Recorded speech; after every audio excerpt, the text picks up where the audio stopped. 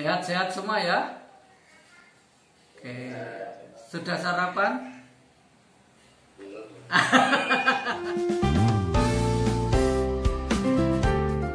Baik, hari ini kita akan membicarakan tentang metode penelitian kualitatif, ya, salah satunya yaitu dengan jalan namanya genealogi Foucauldian. Yang kita bahas ini adalah penelitian menginjak penelitian postmodern. Kalau pemikirannya begini, di awalnya itu masyarakat tradisional itu pemikirannya mitis, yang kemarin kita bahas ya, mitos. Kemudian setelah mitos ada zaman Renaissance, jadi mengkritik atas mitos itu, lalu muncullah era modern. Era modern ini era positivistik, era di mana yang bisa dilihat, yang bisa diraba, yang bisa dihitung itulah ilmiah.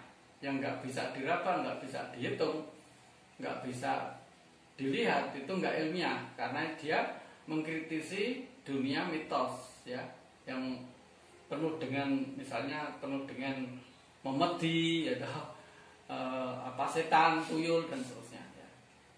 Nah, kemudian ini dikritik dunia. Kemudian masuk lagi dunia postmodern. Ya. Dunia postmodern itu mengkritik juga dunia modern, gitu kan. Memangnya yang bisa diteliti yang cuma yang terlihat, yang bisa dihitung, ya. Yang tidak terlihat dan tidak bisa dihitung itu juga bisa diteliti. Nah, makanya ini termasuk ya salah satunya argumentasinya seperti itu.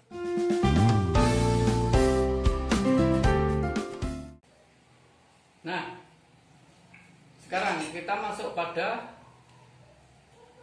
metode penelitian genealogi Foucauldian. Ya, sebelum masuk ke sana, saya jelaskan konsep-konsep dari istilah-istilah. Ada istilah sejarah. Sejarah itu untuk mengurai sistem berpikir institusional, kebenaran universal dalam satu sistem. Kemudian ada istilah lagi epistem. Epistem itu seperangkat sejarah pemikiran mengatur alur keilmuan dalam satu periode tertentu. Jadi alur logika pikirnya itu epistemologi. Kemudian ada arkeologi, ya. Arkeologi di modelnya Michel Foucault itu bukan sebagai arkeologi seperti ilmu arkeologi, ya. Tapi arkeologi di sini maksudnya menggali, tudik, ya, menggali. Jadi menggali asal usul, asal mula, gitu kan. Asal mula penggalian jejak, asal mula melalui arsip budaya yang tertinggal, ya. Arsip, ya, bahwa arkeologi itu arsip. Nah, kemudian ada istilah lagi rejim kebenaran, ya, seperti terpampang di situ. Otoritas yang benar, mana yang salah, seperangkat pengetahuan dalam periode tertentu. Jadi ada rejim kebenaran itu diatur oleh masyarakat yang biasanya punya kuasa, yang bisa mengatakan yang ini benar, yang ini salah. Kemudian ada istilah genealogi. Nah, ini ya, makanya genealoginya Foucault. Pengaruh keterlibatan sistem kekuasaan dalam memproduksi pengetahuan, perangkat pengetahuan berdasarkan pengaruh kuasa pada masa tertentu. Jadi genealogi itu maksudnya tadi, ya, makanya genealogi Foucauldian. Genealogi itu asal usul, ya, asal usul, ya. Makanya sering keliru, genealogi di sini bukan genealogi asal usul gen manusia, ya, tapi lebih pada istilah itu. Genealoginya Foucault itu menggali asal usul arsip, ya, makanya arkeologi. Yang penting, kata pentingnya adalah ada arkeologi dan genealogi di dalam Michel Foucault. Kemudian wacana. Nah, ini yang penting juga, ya. untuk yang mau minat untuk penelitian genealoginya Michel Foucault itu harus menguasai wacana. Wacana merupakan produk pengetahuan sebagai suatu bentuk pengetahuan yang mengatur dan meregulasi cara praktek sosial kemasyarakatan dibicarakan.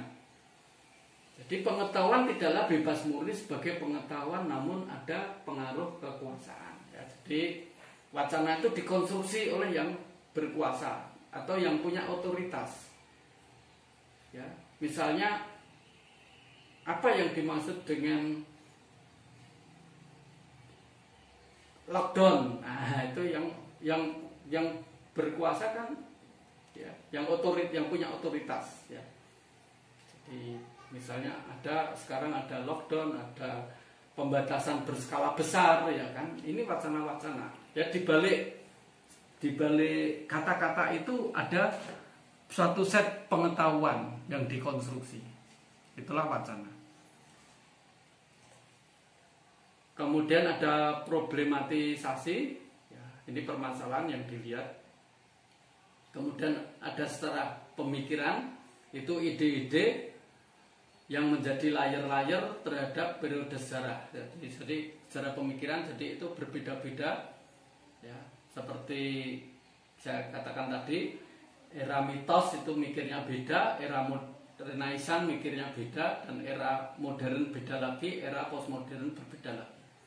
Kemudian ada sejarah masa kini.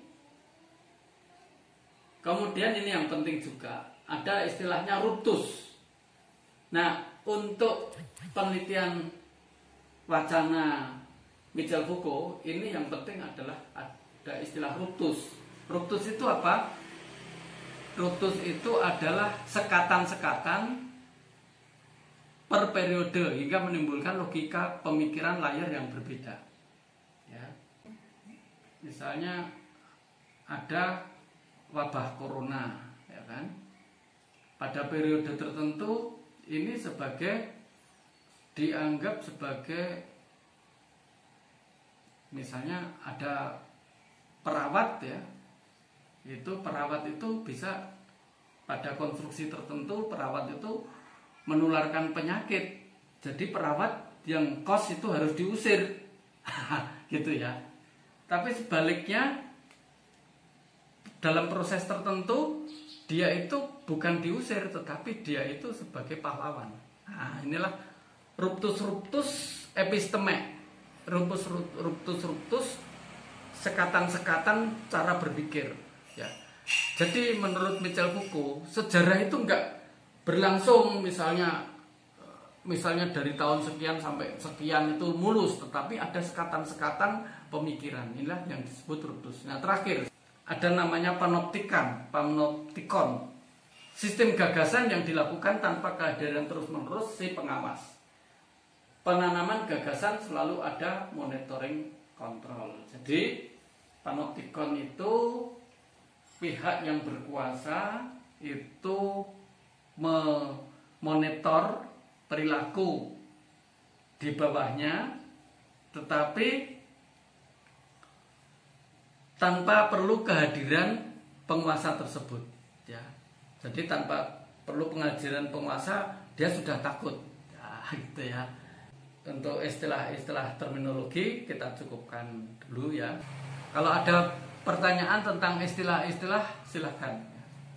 Jadi kita perlu tahu istilah-istilah dulu, ya. Sama dengan yang kuantitatif, ya. Kita kan perlu sampel itu apa, responden itu apa, variabel itu apa, ya, sama. Nah, sekarang di Michel Foucault itu juga kita perlu istilah-istilah itu. Mungkin saya garis bawahi yang penting. Yang pertama tentang arkeologi pengetahuan. Makanya bukunya Michel Foucault kalau sempat pengen mendalami itu ada di Archaeology of Knowledge. Ya, arkeologi itu maksudnya arsip-arsip untuk menggali, arsip-arsip, ya, arsip-arsip pengetahuan. Kemudian ada namanya genealogi. Genealogi berarti menelusuri, ya, menelusuri jejak. Makanya menelusuri jejak-jejak pengetahuan. Kemudian wacana Wacana itu praktek pengetahuan ya, untuk meregulasi masyarakat ya. Satu praktek pengetahuan, sistem pengetahuan untuk meregulasi masyarakat. Singkatnya begitu, nanti bisa lihat lengkapnya di PowerPoint yang saya tayangkan. Sekarang masuk pada bagaimana kita meneliti, proses meneliti dengan arkeologi pengetahuannya Michel Foucault. Satu, ini arkeologi pemikiran ya. Artinya apa? Menggali wacana, menggali pemikiran-pemikiran masyarakat. Ya, apapun bidangnya, mau kesehatan, mau musik, mau lagu, mau ketoprak, mau apa drama dan sebagainya, ya kita gali pemikirannya. Nah, caranya bagaimana? Jadi biasanya kan kita itu pada posisi masa sekarang. Di sini peneliti ya. Di sini peneliti saat ini ya. Saat ini. Di sini misalnya sekarang kita di sini April ya. Kita di sini April 2020. Ya, kita akan teliti April misalnya 2018. Ah, inilah ya. Jadi ini kita telusuri. Kita telusuri. Oke. Nah, yang dimaksud ruptus ya. Jadi kalau zaman dulu sejarah itu urut. Jadi misalnya Pangeran Diponegoro dari tahun sekian sampai sekian ceritanya begini ya gitu. Tapi kalau Michel Foucault, carilah sekatan-sekatan itu, karena di sekatan-sekatan itu setiap ruptus itu ada beda-beda pemikiran. Ya. Misalnya sekarang saja, misalnya era sejak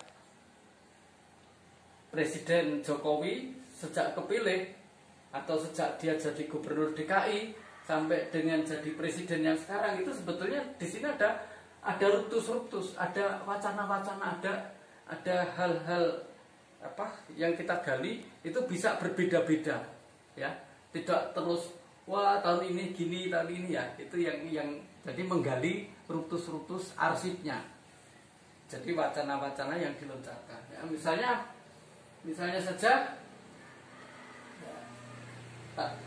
kemarin ya. Secara kasar misalnya ruptus pada abad 15 itu orang-orangnya masih percaya dewa-dewi, percaya pada makhluk-makhluk halus. Kemudian dihantam pada sekitar abad 19, dihantam oleh era modern ya, ditemukan teknologi mesin uap dan seterusnya, itu dihantam. Terus wacana masyarakat secara berpikirnya beda. Oh iya, kita alam itu jangan ditakuti, tapi alam itu kita kelola untuk manusia, ya. Akhirnya berbeda caranya ya. Pohonnya ditebang, tanahnya digali, cari tambang dan seterusnya, ya. Beda cara mikirnya. Kalau dulu takut, jangan di sana, gunung angker dan seterusnya. Itu cara mikirnya ya. Era sekarang postmodern beda lagi. Wah, kamu kok ngerusak, nah, itu yang ngerusak itu dikritik oleh era postmodern ya. Kalau untuk manusia beda dong sama untuk apa benda ya. Masa untuk manusia kok disamakan benda, emangnya makanya ada kerusakan yang itu menimpa manusia juga. Nah, inilah postmodern mengkritik itu ya. Nah, inilah yang disebut ruptus. Ada penggalian ruptus pemikiran. Itu saya contohkan yang sangat kasar, yang sangat besar ya. Nah, misalnya sejak tahun 80 kita gali sampai tahun 2019. Ruptusnya apa? Ya, ini. Nah, sekarang bagaimana proses menelitinya? Ini saya ambil dari buku Kofifah dan Dwi Puspita Rahayu. Jadi dari penelitian kualitatif ya, dari Malang ya.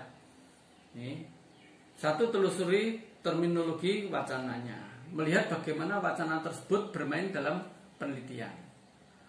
Terus merangkai peristiwa-peristiwa yang saling berkaitan, menyusun menjadi satu gambaran utuh, menjadi relasi kuasa apa saja yang sedang bermain. Jadi pada satu periodenya itu ada relasi-relasi kuasa apa. Ya. Kemudian pengkajian diskontinuitas, ya. Jadi discontinue itu tidak kontinu. Jadi pendapat orang itu tidak kontinu. Pendapat masyarakat itu berubah-ubah, ya. Inilah yang kita lihat. Makanya menggali pengetahuan, namanya the archaeology of knowledge. Menggali pengetahuan. Satu, elemen sejarah ide dikumpulkan, dikelompokkan, ya. Oh, ini yang satu kelompok idenya. Kemudian mengkaji diskontinuitas berdasarkan level. Loh, ini kok nggak sama, ya? Misalnya dari buku atau dari jurnal atau dari surat kabar, kok idenya ini sama beda dengan idenya ini, ya? Itu dikelompokkan. Kemudian hilangnya kesatuan historis menuju bentuk partikulasme tipe relasi, ya. Jadi kayak kalau dulu waktu kita di SD kan belajar sejarah itu seolah-olah ada kesatuan, ya. Ya, misalnya zaman Pak Harto itu begini, tahun 64 begini, ada kejadian G30 PKSKI ditumpas dan seterusnya sampai, ya, sampai Pak Harto lengser dan seterusnya, ya. Itu seolah-olah padahal itu enggak, ya. Jadi itu enggak berkesinambungan, tetapi ada sekatan-sekatan itu yang dicari, ya. Jadi jangan percaya pada kesinambungan itu. Itulah. Ini lebih cocok memang untuk yang mendalami sejarah, nanti lebih cocok. Kemudian 4, konsekuensi atas arkeologi pengetahuan. Sehingga ada korpus dokumen yang koheren. Jadi ada bentuk-bentuk yang relevan. Kemudian prinsip pilihan telaahan, yang ditelaah apa? Ya. Terus analisis level pilihan yang relevan. Jadi dianalisis pilihan-pilihan tadi yang kelompok-kelompok tadi, pada kelompok-kelompok tadi, ya. Jadi mudahnya tadi, ya, ada yang berpikir oh ini memedi, ada yang berpikir rasional. Nah, ini kan dikelompokkan. Orang yang berpikir itu sebagai memedi atau itu sebagai apa, menakutkan. Ada yang berpikir logika itu enggak ada yang menakutkan, ya. Karena alam biasa cuma gelap aja, ya. Kalau dikasih lampu neon ya tetap terang dan seterusnya, ini kan. Itu dikelompokkan. Jadi pola-pola pikir masyarakat itu dikelompokkan. Terus ada kerumitan unsur pembeda. Jadi antara kelompok ini dengan ini beda mikirnya, ya. Ya. Misalnya ya kasus corona yang ini, ada kelompok masyarakat yang mikirnya kemarin itu, ya, ada yang mikirnya kalau mati tetap bisa nular, ya toh. Tapi sementara kalangan kesehatan yang punya otoritas, mati sudah dibungkus plastik, masih dikasih peti, itu nggak akan virusnya menular, gitu, ya. Ini makanya dicari level-level pemikiran yang sama. Mana yang ini, mana, jadi nanti mengelompokkannya, mana yang ini masuk kelompok yang menentang kematian, misalnya kematian akibat virus itu tidak diperbolehkan dimakamkan, mana yang ini tidak masalah untuk dimakamkan. Nah, itu kelompok penentang dan kelompok pembela ini cara berpikirnya dikelompok-kelompokkan. Nah, maka di situ ada kerumitan unsur pembeda. Jadi kita melihat cara berpikir mereka. Lalu kelompok-kelompok elemen itu ditelaah. Nah, kemudian ada kepastian relasi memberikan karakter sebuah kelompok. Ya, nanti ada relasi-relasi hubungannya antar gagasan tersebut. Nah, itulah, ya, ini proses caranya kita meneliti, ya. Ada 4 hal itu, ya.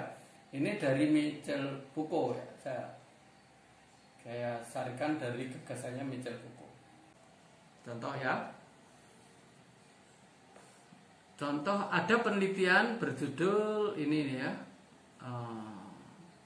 Intinya ini penelitian ya yang dilakukan Anna Tatiana. Ini penelitian tentang bagaimana pola mikir masyarakat terhadap peyudo perempuan. Nah, gitu ya, digali.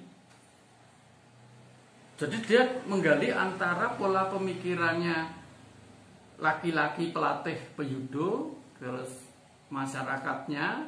Nah, ini digali. Nah, ternyata ditemukan ya ada diskriminasi antara peyudo putri dan peyudo putra. Kalau peyudo putri ya itu dibatasi usianya dan seterusnya, padahal di dalam ini peyudo putri itu mampu untuk dia bergulat dan seterusnya ya. Tetapi dibatasi. Sementara peyudo putra itu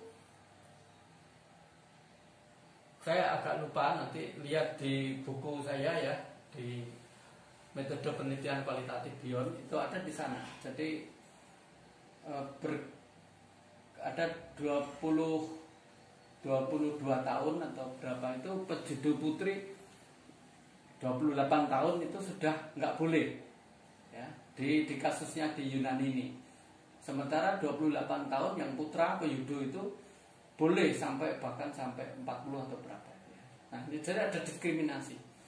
Kemudian ada pemikiran lagi, kalau peyudo putri itu kan putri di masyarakat itu harus anggun, harus kurus ya, harus tampilan wajahnya cantik dan seterusnya, kurus langsing ya. Sementara bagaimana dia kurus langsing cantik ya, artinya dia kan perlu, karena perlu fight ya, dia perlu fisiknya juga perlu kuat gitu kan. Jadi ini dilema juga. Nah ini ya, jadi inilah jadi menggali pemikiran masyarakat sampai akhirnya oh begitu toh, sehingga tidak dirugikan dalam hal ini penelitiannya bagus, terutama kalau nanti dihubungkan dengan penelitian kesamaan hak wanita, ini bagus sekali karena orang menjadi sadar, oh kasihan anak peyudo putri itu. Kemudian ini ya, jadi ini hasil inti penelitiannya bahwa pengaruh kuasa laki-laki lebih dominan dalam membentuk peyudo putri. Pengaruh pemikiran budaya masyarakat itu meliputi 3 aspek, yaitu aspek fisik, biologis, gender, dan aspek feminisme sebagai perempuan. Nah ini contoh untuk di bidang olahraga. Kita juga bisa misalnya contoh di bidang musik ya, bidang musik. Misalnya nanti kalau bisa teman-teman saudara-saudari mahasiswa ketemu topik misalnya, musik itu juga berubah wacana pemikirannya ya. Kalau kita telusuri pada era Soeharto itu pernah TVRI dulu kan ya, TVRI itu nggak boleh menayangkan lagu dangdut. Nah sekarang malah lagu dangdut itu ditayangkan terus menerus. Nah itu ya, itu maksudnya gitu. Jadi kita tugasnya arkeologi pengetahuan Michel Foucault menganalisis wacana. Loh kenapa kok dulu dangdut nggak boleh? Pemikirannya era Soeharto itu gimana sih? Ya kok nggak boleh? Kok sekarang boleh dan seterusnya ya. Jadi dangdut itu dianggap musik rendahan ya. Nah itu ya, jadi dulu nggak boleh, dilarang musik dangdut, sekarang merajalela. Nah inilah, jadi menggali gitu ya. Misalnya juga jadi misalnya ada rinding gumbeng. Wah rinding gumbeng itu apa? Musik jelek, itu musik Gunung Kidul, apaan? Cuma tertor, nggak ada harmoni dan seterusnya. Tapi ada proses wacana tertentu, wah ini kekayaan kekayaan Gunung Kidul. Jadi di Gunung Kidul sekarang ini pemerintah pendidikannya setempat kabupaten itu mewajibkan di sekolah-sekolah ada pembelajaran rinding gumbeng, ya, ansambel rinding gumbeng. Maka terus nah itu loh ya, ini bisa saja. Loh, kok dulu dianggap jelek, dulu dianggap kuno, dulu dianggap musik orang miskin. Nah, termasuk dangdut itu dulu dianggap musik orang miskin ya. Terus berubah. Nah, inilah perubahan-perubahan ini. Jadi kalau kita mau meneliti itu perubahan-perubahan cara sistem berpikir di bidang musik, ya pakailah genealogi Pukuldian. Jadi beda-beda. Jadi saya sering mengkritik penelitian deskriptif kualitatif ini nggak cuma datang terus pulang. Oh di sini ada undung gumbeng, di sini yang main ada 7 bareng-bareng ininya. Itu enggak, itu berarti belum kualitatif, itu cuma laporan ya, seragamnya ini dan itu ya. Kalau penelitian itu kita sampai menghantam di balik itu semua ada pemikiran apa kalau dipakai genealogi Pukuldian. Kok sekarang pada belajar, mengapa sebelum itu kok nggak boleh malah di sekolah dan seterusnya ya. Ini nanti kita jadi kaya. Jadi logika berpikir orang itu menjadi sangat kaya. Akhirnya sangat memahami perspektif pemikiran orang lain apapun pemikirannya. Ya. Contoh lain ya. Relief Ramayana ya. Ini ada berbeda-beda ya. Relief Ramayana ya. Misalnya pada periode Hindu itu sebagai ajaran kebaikan gitu kan. Ajaran orang baik, orang itu sebaiknya berperilaku yang begini gitu kan. Di dalam kalau kita telusuri cerita-cerita Ramayana atau membaca buku Ramayana itu kita bisa menangis ya, betapa banyak orang baik yang kita patut contohkan ya. Tetapi berikutnya ada beda lagi ya. Ada wacana berbeda ya. Kalau Ramayana yang semula dianggap dewa, yang sekarang pada periode berikut yang namanya Rama itu bukan dewa, Rama itu anak seorang raja, ya kan? Nah, terus berikut beda lagi ya. Berikut beda lagi pada era kemerdekaan Ramayana itu menjadi nama travel. Nama untuk pertunjukan, untuk cari duit ya. Nah, itu ya. Jadi ini jadi inilah yang perlu kita gali ya. Ada pemikiran-pemikiran berbeda masyarakat. Makanya namanya genealogi itu menggali, arke itu bisa menggali juga. Nah, gitu ya. Baik, mari kita simpulkan.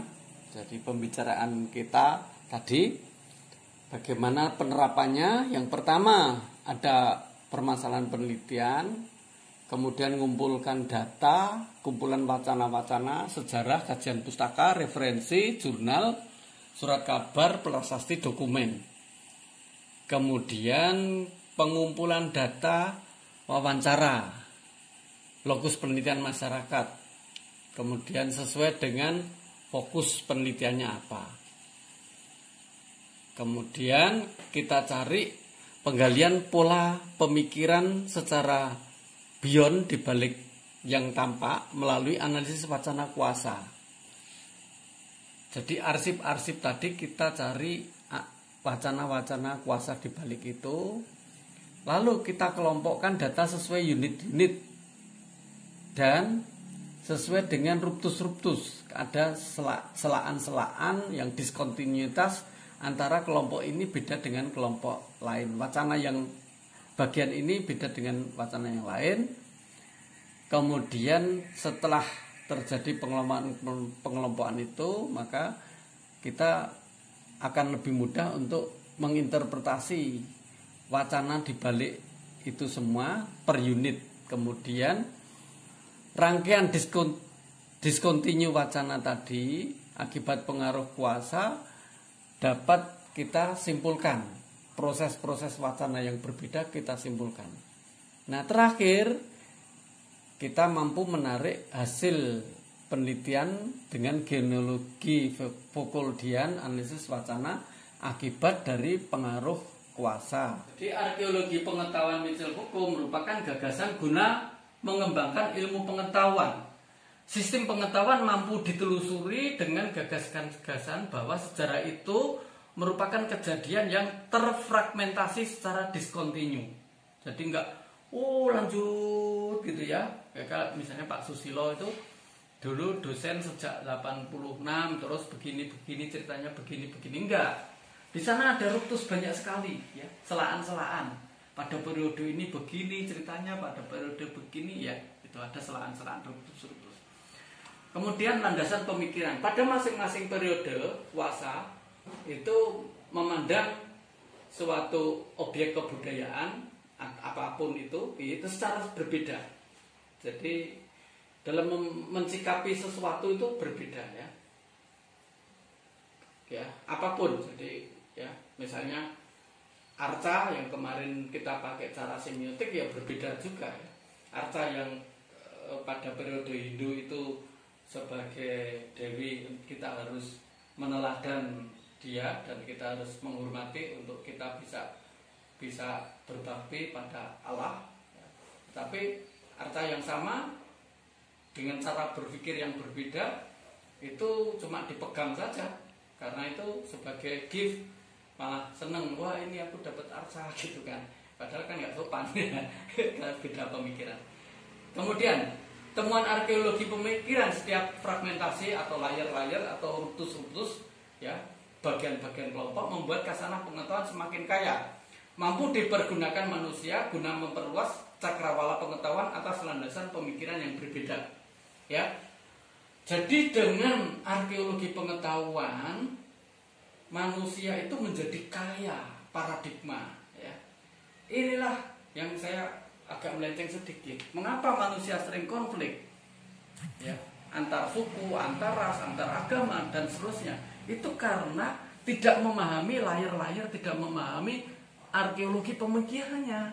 Kalau memahami arkeologi pengetahuannya, maka bisa menangkap, oh begini toh maksudnya, oh maksudmu seperti ini gitu. Kamu memikirkan begini karena layar episteme sistem pengetahuannya begini, kamu mikirkan gini karena sistem pengetahuannya begini gitu ya. Jadi objek yang sama itu bisa ditanggapi secara berbeda-beda tergantung pada bagaimana sistem pengetahuan yang dimiliki oleh kelompok masyarakat atau bahkan individu. Maka kadang-kadang kita susah diskusinya ya, karena layernya atau arkeologi episteme historis dan seterusnya sistem pengetahuannya berbeda. Nah untuk itu nggak bisa dikonflikkan ya, antara yang satu menganggap misalnya dangdut itu musik orang miskin, yang satu menganggap dangdut itu musik menghasilkan uang banyak. Jadi beda-beda argumentasinya. Itu yang perlu dicari nanti. Oke. Intinya asal ada perbedaan pola pikir, nah itu bisa diteliti dengan genealogi Foucauldian. Ya. Wah kita lihat, wah mandang gamelan beda ya. Mandang keroncong, wah keroncong musik desa, campur sari musik desa ya. Sementara terus campur sari berubah ya. Nah kemarin di Kempot itu malah dapat 5 miliar lebih ya. Berarti campur sari itu pahlawan corona.